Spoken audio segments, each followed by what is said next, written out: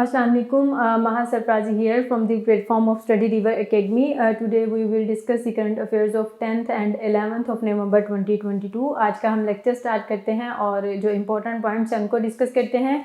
सबसे पहले गेम्स से रेलिवेंट कुछ इंपॉर्टेंट पॉइंट्स थे उनको डिस्कस कर लेते हैं। गेम्स से रिलेटेड सबसे पहले है एशियन फुटबॉल कन्फेडरेशन जो है AFC, उसका प्रेसिडेंट कौन है। अगर पेपर के अंदर आ जाता है कि करंट प्रेसिडेंट कौन है AFC का, तो आप लोगों ने कहना है Sheikh Salman bin Ibrahim Al Khalifa. ठीक है, Sheikh Salman bin Ibrahim Al Khalifa is current president of Asian Football Confederation. Asian Football Confederation was established in 1954 और इसका जो हेड क्वार्टर है वो है कुआलालंपुर मलेशिया के अंदर एंड इट हैज़ 47 मेंबर्स। ठीक है, 47 इसके मेंबर्स हैं।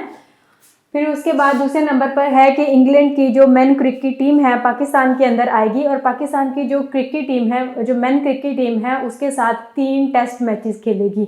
और इससे पहले भी तो ये जो लास्ट मंथ हुए हैं सितंबर अक्टूबर के अंदर भी आई थी इंग्लैंड की मेन क्रिकेट टीम और पाकिस्तान की जो मेन क्रिकेट टीम है उसके साथ T20 इंटरनेशनल्स खेले गए थे और उनकी तादाद कितनी थी 7। ठीक है, तादाद आप लोगों ने खेलनी है, याद रखनी है। पहले जो है अभी जब अगले महीने दिसंबर के अंदर इंग्लैंड की cricket team main cricket team आएगी तो 3 टेस्ट मैचेस खेलेगी। लेकिन अगर वो पूछता है कि सितंबर अक्टूबर में जब आई थी तो कितने T20 इंटरनेशनल्स खेले थे, तो आप लोगों ने कहना है 7।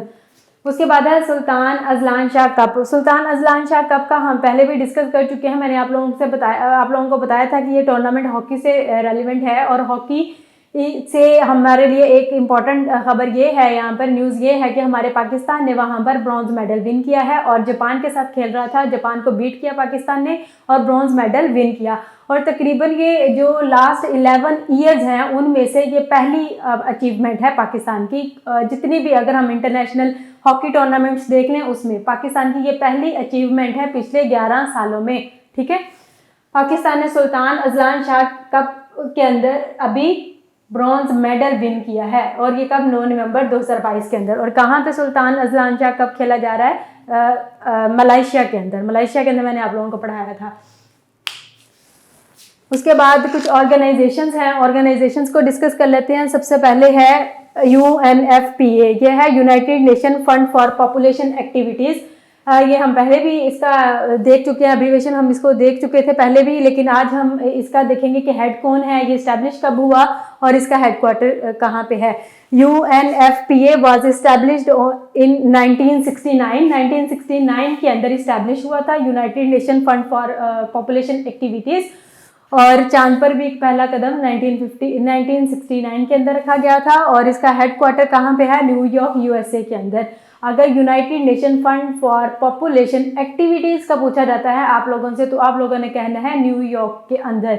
ठीक है, और अब हम देखते हैं कि United nation fund for population activities के हेड इस वक्त कौन है। हेड अगर वो पूछ लेता है तो वह है Natalia Kanem. Natalia Kanem is currently acting as head of UNFPA।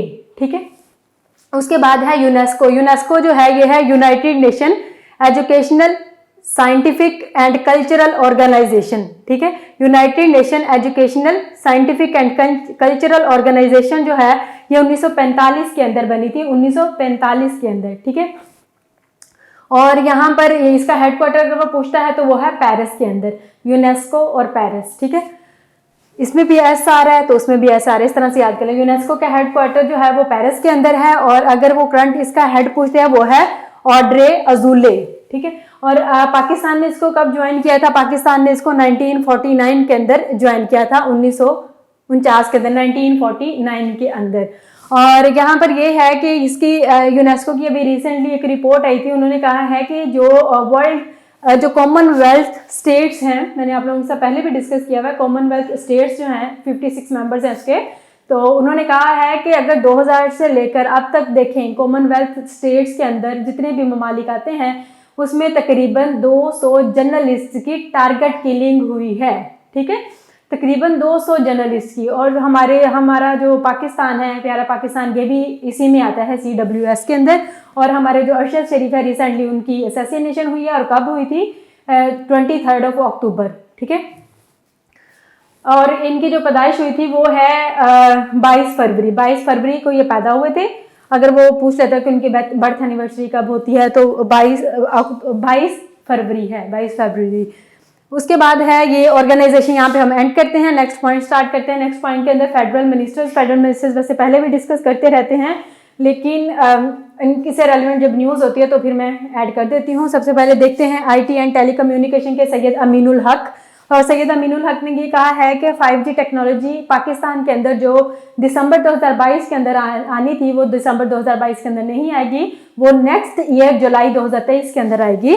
5G technology दिसंबर 2022 के अंदर आनी थी लेकिन 2022 के अंदर नहीं आएगी, ये जुलाई 2023 के अंदर आएगी। ठीक है। उसके बाद फॉरेन मिनिस्टर हमारे हम सबको पता है बिलावल भुट्टो।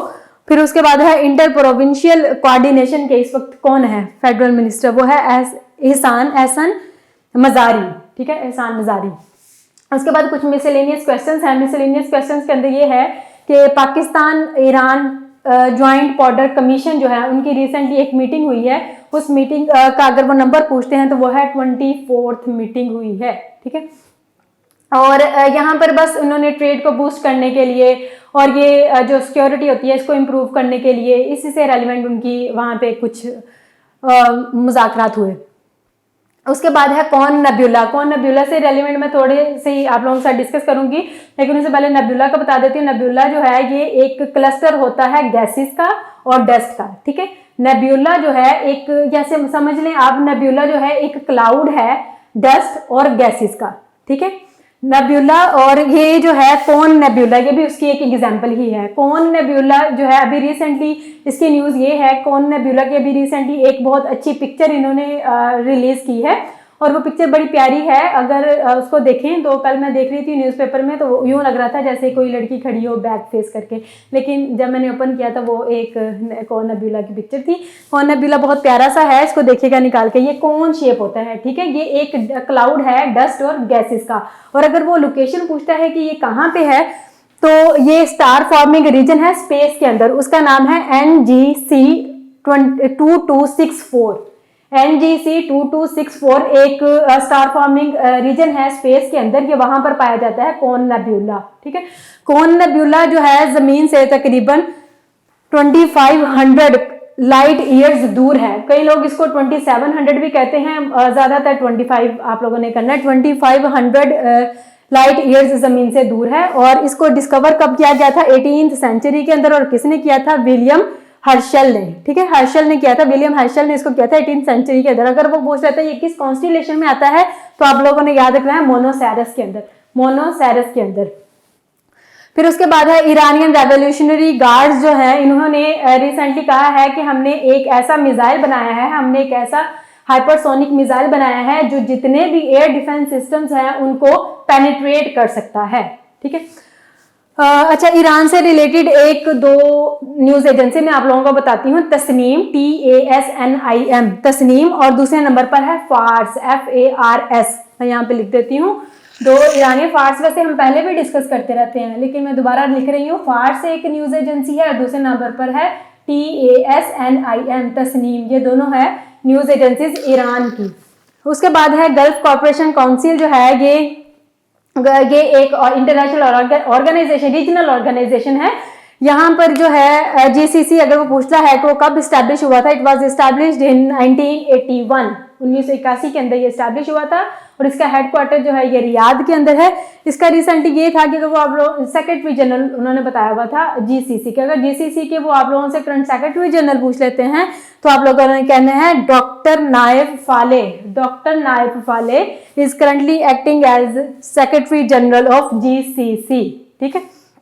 उसके बाद IBM से रेलिवेंट एक न्यूज़ बहुत इंपॉर्टेंट और बहुत इंटरेस्टिंग। IBM जो है ये है इंटरनेशनल बिजनेस मशीन, एक है कंपनी। इसने कहा है कि मैंने अभी एक अपना most powerful quantum computer release किया है। ठीक है। उसका नाम अगर वो आप लोगों से पेपर के अंदर वो पूछ सकते हैं, वो है ऑस्प्रे। ऑस्प्रे जो है ये क्वांटम कंप्यूटर है जो रिसेंटली IBM ने लॉन्च किया है और ये मोस्ट पावरफुल क्वांटम कंप्यूटर है। ठीक है। अगर ये पूछता है कि ऑस्प्रे से पहले कौन सा क्वांटम कंप्यूटर दिया गया था या फिर कौन सा मोस्ट पावरफुल कंप्यूटर था तो आप लोगों ने कहना है कि ईगल मशीन। ठीक है। IBM ने, दोबारा रिपीट कर देती हूँ, IBM ने रिसेंटली एक अपना क्वांटम कंप्यूटर लॉन्च किया है, उसका नाम है ऑस्प्रे, और उसको कहा है कि मोस्ट इंपॉर्टेंट क्वांटम कंप्यूटर है। और अगर ये पूछता है कि इससे पहले कौन सा उन्होंने कंप्यूटर लॉन्च किया था, तो आप लोगों ने कहना है ईगल मशीन। तो आज के लिए इतना ही था। ये इसी गेम से रेलिवेंट एक छोटा सा और पॉइंट बता देती हूँ। जो हमारे रमीज राजा हैं, रमीज राजा अगर वो पूछते हैं कि किस नंबर पे हैं, तो आप लोगों ने कहना है 36। ठीक है, 36 पे। तो आज के लिए इतना ही था। मैं जरा साइड पर जाती हूँ, आप लोग स्क्रीनशॉट ले लें।